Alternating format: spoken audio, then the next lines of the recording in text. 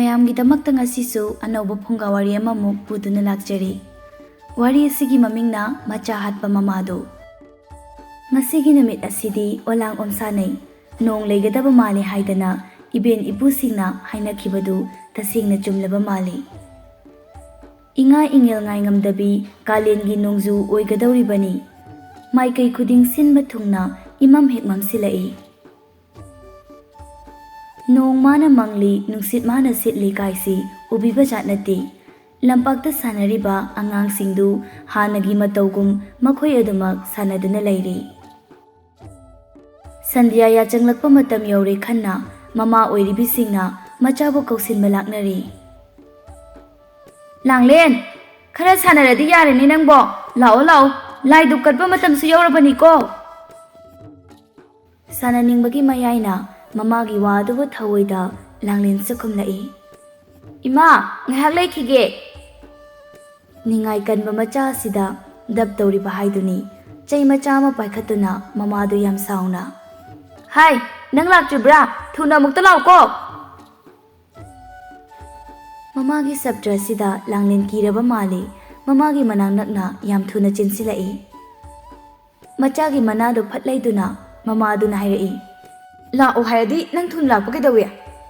ꯑꯌꯣ, ꯅꯥꯏꯌꯦ ꯏꯃꯥ, ꯊꯥꯗꯣꯛꯑꯣ ꯍꯥꯏꯕ, ꯃꯤ ꯑꯝꯇ ꯆꯪꯅꯗ꯭ꯔꯤꯅ ꯑꯩ ꯁꯨꯝ ꯁꯥꯟꯅꯕ ꯌꯦꯡꯉꯨꯕꯅꯦꯕ꯫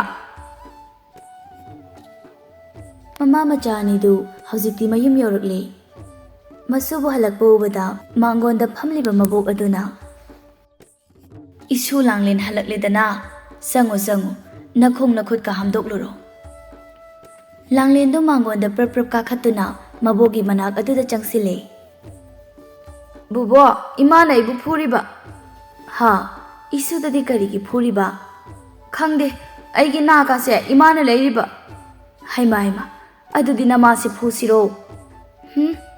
ꯑꯩꯅ ꯂꯝ ꯍꯦꯟꯕꯅꯤꯗ, ꯐꯨꯅꯨꯋꯣ ꯕꯨꯕꯣꯛ꯫ ꯆꯪꯉꯣ ꯆꯪꯉꯣ, ꯅꯈꯣꯡ ꯅꯈꯨꯠ ꯍꯥꯝꯗꯣꯛꯂꯒꯅꯦ ꯂꯥꯏ ꯊꯥꯎꯃꯩꯒ ꯊꯥꯜꯂꯨꯔꯣ꯫ ꯑꯗꯣ ꯕꯨꯕꯣꯛ, ꯄꯨꯄꯨꯅ ꯋꯥꯔꯤ ꯂꯤꯕꯤꯗꯣꯏ ꯅꯠꯇ꯭ꯔꯣ? ꯂꯤꯍꯜꯂꯨ ꯂꯤꯍꯜꯂꯨ, ꯄꯨꯄꯨꯅ ꯂꯤꯗ꯭ꯔꯒꯅ ꯕꯨꯕꯣꯛꯅ ꯂꯤꯊꯣꯛꯁꯤꯉꯥꯏꯗꯅ꯫ ꯑꯗꯨꯗꯤ ꯕꯨꯕꯣꯛ, ꯑꯩ ꯈꯣꯡ ꯈꯨꯠ ꯍꯥꯝꯗꯣꯛꯈꯤꯒꯦꯀꯣ꯫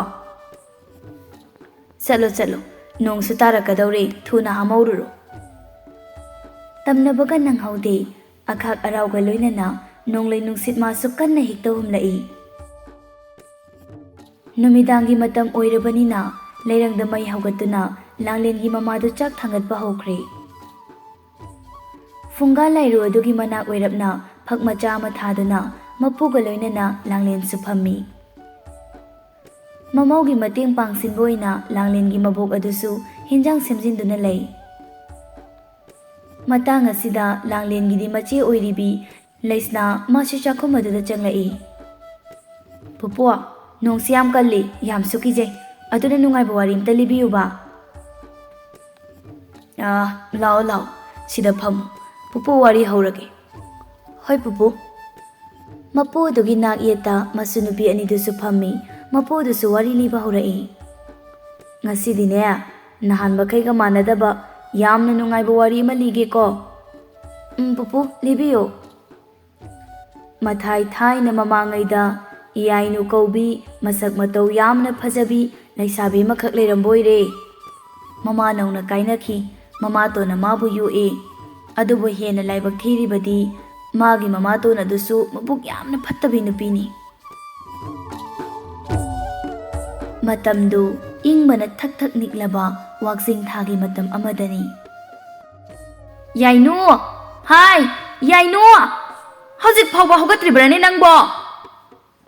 ꯃꯃꯥꯇꯣꯟꯒꯤ ꯈꯣꯟꯖꯦꯜ ꯑꯗꯨ ꯇꯥꯔꯛꯄꯗ ꯏꯌꯥꯏꯅꯨ ꯃꯃꯤꯠ ꯁꯤꯡꯂꯛꯏ꯫ ꯇꯥꯏꯌꯦ ꯏꯃꯥꯇꯣꯟ꯫ ꯅꯣꯡ ꯐꯥꯎꯕ ꯐꯖꯅ ꯉꯥꯟꯗ꯭ꯔꯤ ꯑꯌꯨꯛ ꯌꯦꯟꯗꯥ ꯑꯉꯟꯕꯁꯤꯗ ꯃꯃꯥꯇꯣꯟ ꯑꯣꯏꯔꯤꯕꯤ ꯃꯦꯂꯩꯗꯨ ꯏꯌꯥꯏꯅꯨ ꯃꯥꯒꯤ ꯀꯥꯗ ꯍꯦꯛꯇꯃꯛ ꯆꯪꯂꯛꯏ꯫ ꯏꯌꯥꯏꯅꯨ ꯃꯥꯅ ꯐꯃꯨꯡꯗ ꯍꯤꯞꯂꯒ ꯂꯩꯔꯝꯕꯁꯤ ꯎꯕꯗ ꯃꯦꯂꯩ ꯏꯁꯥꯎ ꯁꯥꯎꯅ, ꯑꯁꯨꯛ ꯊꯦꯡꯂꯁꯤ ꯐꯥꯎꯕ ꯅꯪꯗꯤ ꯑꯗ ꯀꯩꯗꯧꯔꯤꯕ? ꯃꯃꯥꯇꯣꯟꯒꯤ ꯃꯈꯥꯗ ꯍꯤꯡꯖꯕꯤ ꯅꯨꯄꯤꯗꯨ ꯀꯤꯊꯤ ꯀꯤꯔꯨꯝ ꯇꯧꯅ ꯈꯨꯝꯂꯛꯏ꯫ ꯏꯃꯥꯇꯣꯟ, ꯉꯔꯥꯡ ꯈꯔ ꯊꯦꯡꯅ ꯇꯨꯝꯕꯗꯨꯗ ꯉꯁꯤ ꯃꯤꯀꯞ ꯊꯣꯛꯆꯔꯨꯗ꯭ꯔꯦ꯫ ꯀꯔꯤ ꯊꯕꯛꯄꯨ ꯇꯧꯗꯅ ꯅꯪꯗꯤ ꯊꯦꯡꯅ ꯇꯨꯝꯂꯤꯕ? ꯅꯠꯇꯦ, ꯅꯪꯕꯨ ꯍꯨꯔꯥꯟ ꯂꯤꯆꯠꯀ ꯆꯠꯂꯕ꯭ꯔꯣ? ꯏꯌꯥꯏꯅꯨ ꯀꯔꯤꯃꯠꯇ ꯈꯨꯝꯗꯦ꯫ Mamay machado lukthaduna ma tumina laisili. Melay saw law na makhadum tarai. Hai! Ngasi ayuk sana ba nanaw no pigine ngaraw laitri. Thuna amukta pharu chu chalo. Haingam tongam matauda handakti iyai no sukhum lai. Imaton hojikti yamne ingani. Hore nungsa khara tholakpada chachagi. Hey! Nungsa tholakpa ngairadi karam kanda nga phadawriba. Tawnu nabuk phattabagi haunabido tawganu. Haujimak hogolaga chatkadabani. Thuna hogaluko. Wahidu hairamlaga melaidu phet launa thokre. Iyai nu su upai leite. Masu thuna hogatuna masa sengdoklaba matung khwangda tungol haptuna kutta lomdai paiduna ma imungdagi thorakli. Satlamdai mikup asida mamada hairamge khandana mamatonda mu onsili. Imaton chalo khige. Fajana khumbibaga nate melaidu kholadum kanna. Haima, aidi chatkhraboy ningure. Hojik phawba nangdi kaidawriba. Oiroi. Aduna dine mi oiba haunade ko. Nasak nasado yeningdre. Yam thuna amta chalo. Mamatongi wahi adubu tabada iyainudu ituk thana thongaladumdagi thorakli. Asumna hojik iyainu longkhon phampadai adubu yaurakli. Ingkraba ulengi matam asida karamna laije isingbu thengani khanbada iyainu matha sabana loire. Adubu thauna amaga loinana patki machin aduda iyainu kumthaba hore. Asuk ingkraba matam asida makhongda isingnaga amuk thengba sidadi iyainu karino matawkre mamit mana ushinba makhai masa pumba thak niktuna ayingbadubu khangli. Asuk wana ayingba khanglingai matam asida ikhangdi he khangawdana layoikrabi mamadugi khonjelda. Ibema isabu nga phaba laklibra. Iyainu swai lawi masa pumba tu chungba makhai maikai mari sinba thungna yenglai. Machagi mataw aduda mamaduna amukasu hairai. Ihe, kadaidano nangna yenglibadubo imasida lairene. Mamana nakanda leplambaduda iyainu su wakhala matawkre. Mamabu hingli haina duma khalli. Ima, ising siyamna ingdro. Laije ising aibasidi mahausana dum inglabadudi. Sese, longkhon bahurasi. Hoi ima. Mamaga wari watai tawduna iyainu longkhon bahawi.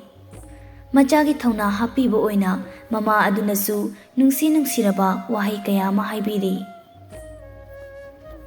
Nga du sum pharakpana iyainu magi tungon pik thanba haibadu oire. Matawdu ubada iyainu harauna. Ima, aigi tungon se thalle. Imagi tungon hanglibro. Karimata khumlaktabaduda iyainu ingangakna mamana laikhiba domda yengthorai. Adubu kanasu lairamdri. Khanjiluba mikupta iyainu wakhalamung langtaknana mamabu ningsingja mahak amuk kappa horakle.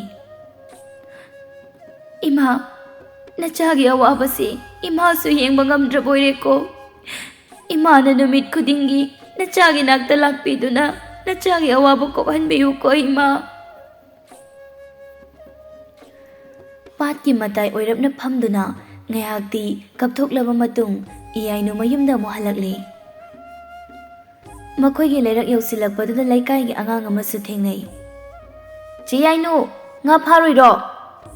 Hoi, pharoine. O, horendi tapurel ga unadoiro? Unaroida. Is, tapurel nadi unani hayawida. Unaroye, noi tapurel na phagi tawrine. Haijilesi yengo, laisabi chintibi. He, masi yengo ne, nungai ni banang. Me, laisabi chintibi. Koilaw hek lauraga angang adusu chenkre. Angang na laknarambasida iyainu isaw sawna machin pomthoktuna leihawre. Ngasidi nga yamna phare mamatongi michai tararoi khanna iyainu yam harauna changlai. Kari nuksitpu kangbano melaidu yam sawna lerami. Melaigi asawba mataw ubada iyainu pakhatpa phawi itap-tapa khonjelda. Imaton, ngasidi nga yamna phai. Hey, matam si theng le hai ba, nang khang da bra. Sak la me dana nau pi na mabuk pai ra khang isi, nang na tau gyang na tau hali ba natro. Yani ye ima ton, ai sak thong ga lage. Matang sida manau nu pi oi ri bi thadoi su imung adu dagi thorak le. Mama gi macha ne hai ba da chap chai, thadoi du marau laina, wangang ko chi ko tu na hai re e. Ima, pizza ning da mi na thong ba chak ti ne ai sa ba ngamoi. Ai bu sak thong ba tak pi yu ima. Natrabadi charam chadanaraga na cha oina siba tare. Hai, karigi ichana chak thonga dori bano. Minai na mapu saba mi khaise ima thabak tauge. Melai yam sauna iyai nu da mamit khana yengi. Ai na sum phadok laga leiba sida ithak sum kari ani nang. Ngasi di khangani dana nang. Asi haiduna melai du nakanda leiramba ising pullama paikhatuna iyai nu da thuna hijili. Masada thak thak nikpa makai kibaga kaiga iyai nu makol thokna kaple. Iyai nu magi khwang da kiriba tongol adubu thuna lauthokuna melai na makha tai. Hey, mina uraga na sakto mangol oiroi na hey. Kap ke haraga na na ma sibadugi manakta chatlaga kapuro. Yam yengningdre. Wahai do hairam laga melai imung changkri. Iyai nu mangonda yam usitana yenglaga thadoi na mo hairai. Iche, ai na haibasu khara khara iladine adumna tawroidabani. Aingonda singnarabani na hojikti kari thokle. Minai nu bisidi nungsidabana. Hainingba khara do hairam laga thadoi yam sauna changkre. Iyai nu upai leita mangol churi adada phamduna wakal yam nungaitana lehori. Thabak yambi iyai nu ni thabak mathang mathang suringai nongmagi matam asidi karisu lehoba nate. Numidang oiram oisilakadauri khanbana ising pullama pairaga iyai nu imungdagi thorakle. Ising sokpa si phawba maning tamjaba nate hantak su melai na wa manganglai. Ising sokpa chatkada boira dine uthaki hai ahawpado madu khara helo.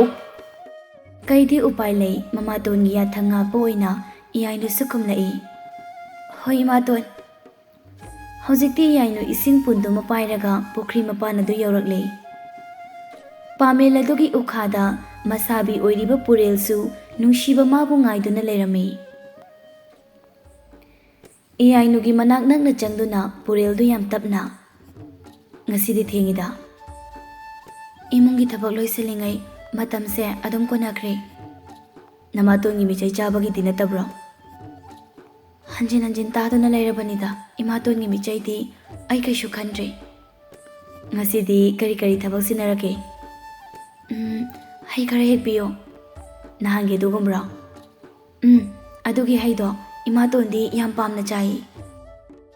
Phare phare. Ai haido heklake. Nangsu ising soklamo.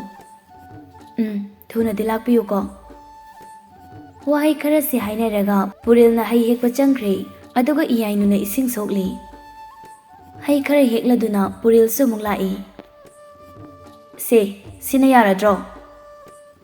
Yare. Iyai nu mangonda munna yengduna puril du yam tapna. Isano, nangbu yamna warabra. Wadida, yumda leibabu kanana wai haibage. Aigi nakta lengdana leirasi haibasu nangna mayadedo. Nangbu kayam kuina khangkige haibano. Matang matam charaba kanda ai isabigi tung induna chachagi. Nang ai ngasi amu unaribase thadoina ukhiba thoklabadi nangbo mu otpiba tare. Phare nang shu hanaba tawro. Hallage. Mamai leiduna iyai nu chatpa hawi adubu puril na mu khamnai. Isano. Iyai nu chapleptuna mamai mon thorai. Kari awatpa leirage. Kungi lai harauba sidadi nangsu yausi mamangdasu yaude. Puril magi wahaidu tabada iyai nu maithong maksili. Yabra haina yenge. Hoi, yadi haloko. Chalukige. Somdana thado yam sathina sauna thongala domdagi changlai. Ima, minai nu bido halaktribro. Hai, kaidaurage ne nangbo? Ima, madai nu bido ingoda yam usitre. Iche ne haibagi sum yengbibane. Mana ingoda sam yelisibu kaigino. Haima, adubu kaidaurage haiwani. Purel ga unaba yaro hairaga mana numit khudingi unarisi kaigino. ngasi chu mu una horabra haise ima suni iche na aigi mayok da leiraga ne ima na kemta tawba ngamdaba ayamna pende haisini ai pende ko ima macha gi hakan changduna melai su yam sathina saugatle he ma ne ta lam hen ba yabra do lakta lakhisan khangdana manga sidia thadoi mangonda phamduna makong thinba makai he kamlai machana sum kaplabanina melai sum sauba hengatle mayumda tawnariba irangsi iyai nudi karimata khangjadabani madi yam ingna changlai mai hauna sauraba melai achobali chai ama paikhatuna iyai nuda thuna sandarai iyai nu khangpre khangna makhuda bairiba isingpun leimaida thuna thadai sapu kanna tarabanina ponadu supungkai kairi yomsinduna purakpa ahauba hai khara du sulaimaida chaithoktuna pumang mangle matang charingai phuhauragi matagum makhuta pairiba lichai eduna iyai nu boyam sathina phudarakle leimaida tharo tharo onduna iyai nu su chaina khangli tawnariba mataw aduda leikai gi ahal nupi amasu laurai hai melai ibema nacha warak pobodu maina warak prane he nacha du siba tare ne nangbo ahal aduna ngangli basu kari su thausadi melai su duma khumlai iche lam hendana bu warak libani isa warak pada yingsinagum sida iche gi thaubu lai ribro na thau na tana na thau sabirakanu manaba tallaba mali melai da sauna yengamlaga ahal adusu adumak mai leikre Mangol da phamduna lairiba thadoi khonjel hauna laurai ima khara puradi yare amuk sidoki batare ba melai sauba handri iyai nu magi masam amuk chingaktuna hai thuna hogalo nang hingdagi mapan thokpa yare khangni banang changone thuna onthokpa pukjel haibaduni iyai nu mabu soro hek chingduna imung tamna pusili China doga kariga mapi ororo taba makai iyai nu pe na kaple iyai nu gi ka do thonglan silamlaga melai do muk thuna thokre upai leijadrabi iyai nu mama bu sonduna kappa horakle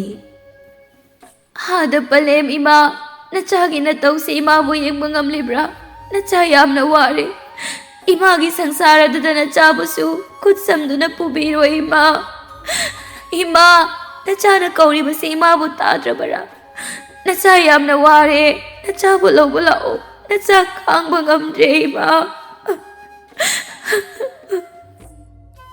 mama bu sonba khaknatana iyai nu mapa bu suning singli papa nacha bu kaubirabra papa ga punna chasi haibada nacha na yaramlabadi ngasi aina wari basi su waram loiko papa nacha lale papa nang nacha gi nakta thuna laklo ba papa bu ba phangdringai ima tongi miwat minaida nacha gi thawai thabana han ga daure papa nang yamna thuna yumda halo papa bu lakpa ngai bada nacha di won thong na wari dako papa gi wahai ama tadana ima papa na thambiramba yum asidagi nacha na khong thang dokpa su ngamdre nang halo papa nacha yamna wari asumna numit sidagi hauna melai amadi thadoina iyai nu bu mapan thokhan khidri imungda samphajinduna thamkhre nini humni chak maru amata tadrabanina iyai nu magi phibam su yengba yasilaktraba haibadu oirakle